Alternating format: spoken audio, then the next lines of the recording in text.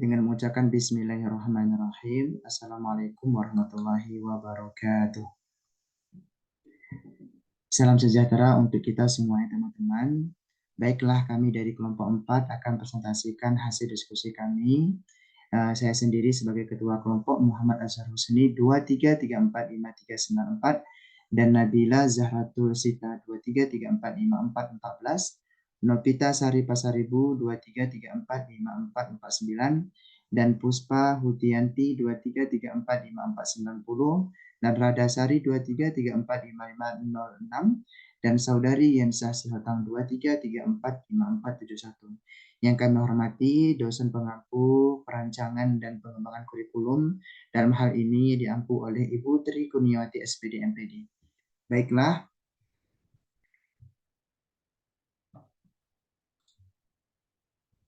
di sini kami akan presentasikan topik pembelajaran tentang prinsip efektif dalam pembelajaran. Yang pertama itu ada kurikulum dan prinsip efektif dalam pembelajaran. Nah, yang pertama yang perlu kita pahami adalah terkait tentang kurikulum. Menurut Undang-Undang Sisdiknas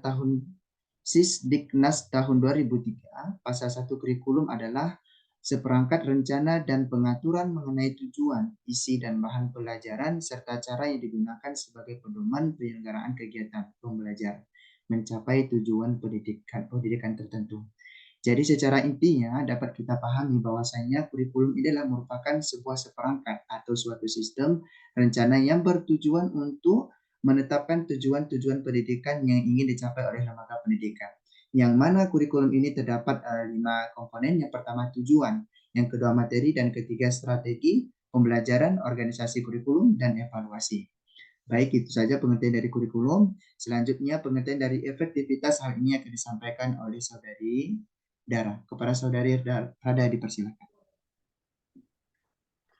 Baik, terima kasih kepada saudara moderator. Di sini saya akan menyampaikan materi tentang prinsip efektif dalam pembelajaran. Efektivitas berasal dari kata efektif yang berarti berhasil, berguna. Menurut Ensiklopedia Nasional Indonesia, efektivitas berarti menunjukkan keberhasilan dari segi tercapai tidaknya sasaran yang ditetapkan.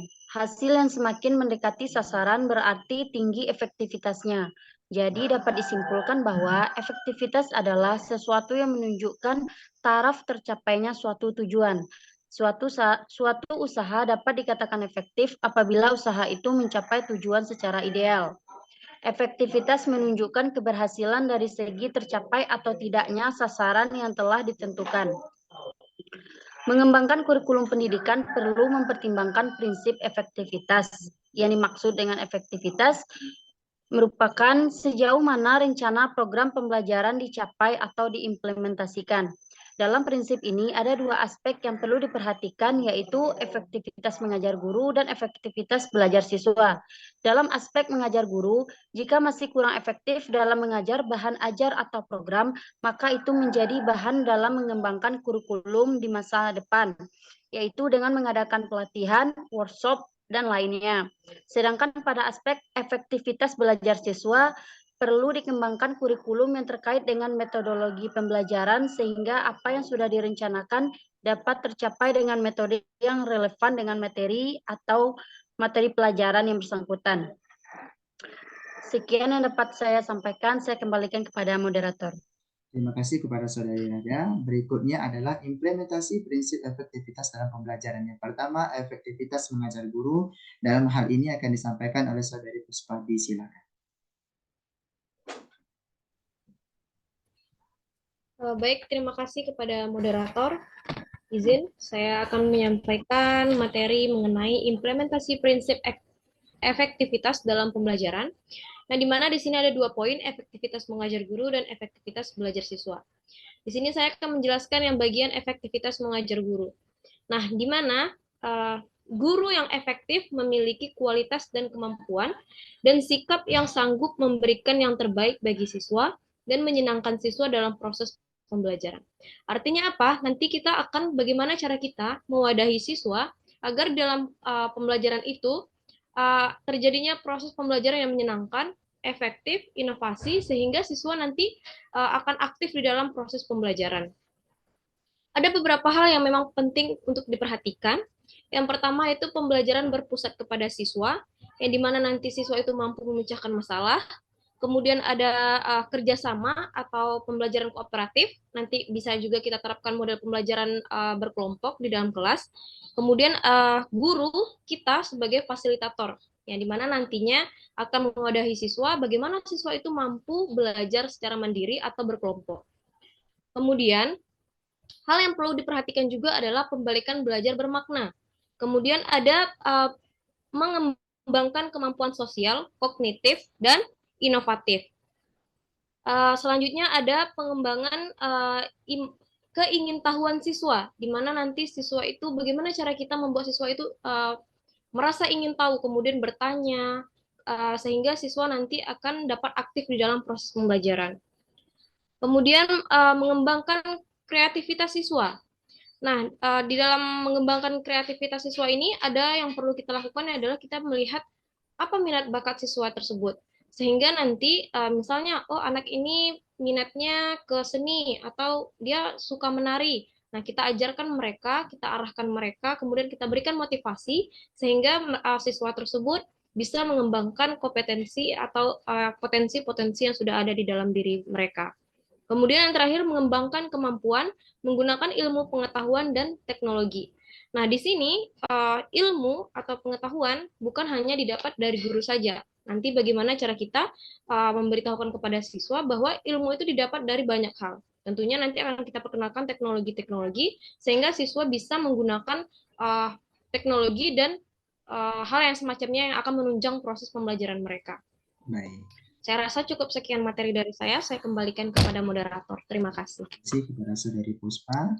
Selanjutnya adalah efektivitas belajar siswa. Dalam hal ini akan disampaikan oleh Saudari Novita. Disilakan. Oke, baik. Terima kasih moderator. Selanjutnya kita ke efektivitas belajar siswa. Nah, efektivitas belajar siswa tidak terlepas dari efektivitas mengajar guru. Nah, jadi efektivitas belajar siswa itu menyangkut sejauh mana tujuan-tujuan pelajaran yang telah disampaikan oleh guru kepada siswa dan melalui kegiatan belajar tersebut dapat kita lihat tercapai tidaknya tujuan tersebut seperti itu. Nah, jadi tahapan dari efektivitas belajar siswa itu yang pertama adanya persiapan dari belajar siswa. Nah, jadi setiap pekerjaan yang akan dilakukan oleh siswa itu harus dipersiapkan terlebih dahulu. Kemudian kegiatan ataupun pekerjaannya dilaksanakan dengan baik sehingga memperoleh keberhasilan. Kemudian yang kedua, cara mengikuti pembelajaran. Nah, jadi langkah-langkah mengikuti pelajaran yang perlu dilakukan adalah dengan melakukan persiapan-persiapan dengan mempelajari materi-materi yang akan dibahas dan meninjau kembali materi sebelumnya, seperti itu. Kemudian yang ketiga ada aktivitas belajar mandiri. Nah, jadi bentuk aktivitas belajar mandiri yang dilakukan siswa ini bisa berupa kegiatan belajar yang dilakukan sendiri ataupun kegiatan belajar yang dilakukan secara berkelompok. Dan yang keempat itu ada pola belajar siswa. Pola belajar siswa adalah cara siswa dalam melaksanakan kegiatan-kegiatan belajarnya, seperti itu. Kemudian yang kelima, cara siswa dalam mengikuti ujian. Nah, jadi di tahap yang kelima ini adalah tahap untuk mengetahui cara belajar siswa. Di mana untuk mendapatkan hasil ulangan yang baik itu ulangan harian, ulangan semester, itu adalah modal utama dalam penguasaan materi-materi pembelajaran yang baik. Seperti itu. Nah, jadi apabila ditetapkan dalam satu semester, siswa harus dapat mencapai sejumlah tujuan pembelajaran yang telah disampaikan guru. Nah, jika ternyata hanya sebagian siswa yang dapat dicapai, maka proses pembelajaran tersebut kurang efektif, seperti itu. Tetapi jika pembelajaran yang dicapai itu hasilnya baik, hasil ujiannya bagus, itu bisa dikatakan bahwa proses pembelajarannya itu baik seperti itu. Oke. Itu saja, saya kembalikan kepada moderator. Terima kasih kepada Saudari Navita. Selanjutnya adalah bagaimana rumusan prinsip efektivitas kurikulum di salah satu sekolah, yang mana terdiri dari dua relevansi. Yang pertama internal dan eksternal. Yang pertama relevansi internal, hal ini akan disampaikan oleh Saudari Nabila. Disilakan. Baik, saya akan menjelaskan mengenai relevansi internal. Tapi sebelum itu saya ingin menjelaskan mengenai prinsip relevansi. Jadi prinsip relevansi ini adalah prinsip kesesuaian yang dimana terdapat landasan pendidikan yang membawa siswa dapat hidup sesuai dengan nilai-nilai yang ada di masyarakat serta membekali siswa baik dalam pengetahuan, sikap, maupun keterampilan sesuai dengan tuntutan dan harapan masyarakat. Nah, pertama-tama, untuk relevansi internal ini merupakan kurikulum yang memiliki keserasian antara komponen-komponen, yakni serasi antara tujuan yang harus dicapai, isi, materi, atau pengalaman belajar yang harus dimiliki oleh siswa, strategi atau metode yang digunakan, serta alat penilaian untuk melihat ketercapaian tujuan. Relevansi internal ini menunjukkan keutuhan suatu kurikulum. Dan adapun contoh dari relevansi internal ini, yakni pada sistem reproduksi yang ada tujuan pembelajarannya ini bertujuan untuk siswa mampu menjelaskan proses terjadinya fertilasi pada manusia. Nah, dari tujuan tersebut disesuaikanlah dengan bahan dan materi pembelajaran yang diajarkan pada siswa. Pemilihan strategi dan metode juga harus mengacu pada karakteristik materi yang akan dibahas. Sedangkan penilaian atau asesmen disesuaikan dengan tujuan yang sudah ditetapkan di awal. Baik, saya kembalikan kepada moderator. Ya, terima kasih kepada Saudari Nabila. Selanjutnya adalah relevansi eksternal dalam hal ini akan disampaikan oleh Saudari Yansahati. Silakan. Baik, pertama terima kasih kepada moderator. Izinkan saya menjelaskan mengenai relevansi eksternal. Relevansi eksternal adalah tujuan, isi, dan proses belajar yang tercakup di dalam sebuah kurikulum. Maksudnya adalah tujuan, isi, dan proses belajar yang tercakup di dalam kurikulum hendaknya relevan dengan tuntutan kebutuhan dan perkembangan masyarakat. Ada beberapa relevansi eksternal, yaitu yang pertama relevansi epistemologi. Relevansi epistemologi adalah isi kurikulum harus sesuai dengan situasi dan kondisi yang sedang berkembang.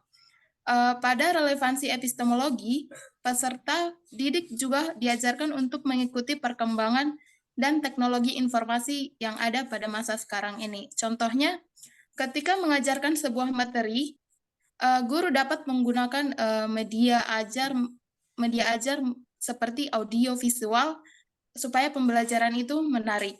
Yang kedua adalah relevansi psikologis. Relevansi psikologis adalah proses pengembangan dan penetapan isi kurikulum yang disesuaikan dengan kondisi psikologis siswa. Setiap rentan usia siswa biasanya memiliki karakteristik psikologi yang berbeda-beda. Contohnya pada materi sistem tingkat SMA berbeda dengan tingkat materi yang diajarkan di SMP. Terus yang ketiga adalah relevansi sosiologi. Relevansi sosiologi merupakan proses pengembangan dan penetapan isi kurikulum yang disesuaikan dengan kondisi lingkungan sekitar siswa. Contohnya, mengedukasi peserta didik mengenai materi yang diajarkan oleh guru serta memberikan contoh atau dampak yang akan terjadi jika kita melakukan sebuah pembelajaran dari materi tersebut.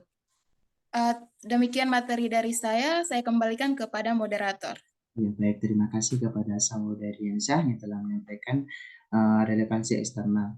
Baiklah, saya sebagai moderator akan menyimpulkan hasil diskusi kami pada hari ini adalah yang pertama kurikulum yang mana kita ketahui kurikulum adalah sebuah sistem perancangan untuk tercapainya suatu pelajaran. Yang kedua efektivitas. Efektivitas ini adalah sebuah hasil bagaimana pembelajaran itu berhasil dicapai oleh pendidik adalah disebut dengan efektif. Yang kedua ada implementasi prinsip efektivitas. Yang pertama efektivitas mengajar guru, yang mana guru sini mampu menciptakan proses pembelajaran yang baik sehingga terhasilnya efektivitas belajar siswa, yang mana siswa mampu mencapai pembelajaran yang ditujukan oleh dalam pendidikan. Yang terakhir ada relevansi internal, yang mana relevansi internal ini adalah kesesuaian kurikulum dengan pembelajaran. Yang berhubungan dengan relevansi eksternal, yang bertujuan untuk isi proses pembelajaran, baik itu sesuai dengan situasi zaman, epistemologi, kondisi psikologis, ataupun sosiologinya, yang bermanfaat bagi hidup dan kehidupan.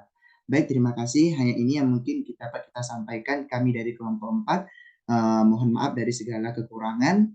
Jika ada saran bagi yang melihat video ini, nanti kami persilahkan untuk memberikan. Sekian dari kami dari kelompok 4. Saya mewakili Muhammad Azhar Rusni. Mohon maaf, terima kasih. Undur diri dengan mengucapkan salam sejahtera. Assalamualaikum warahmatullahi wabarakatuh. Waalaikumsalam warahmatullahi wabarakatuh.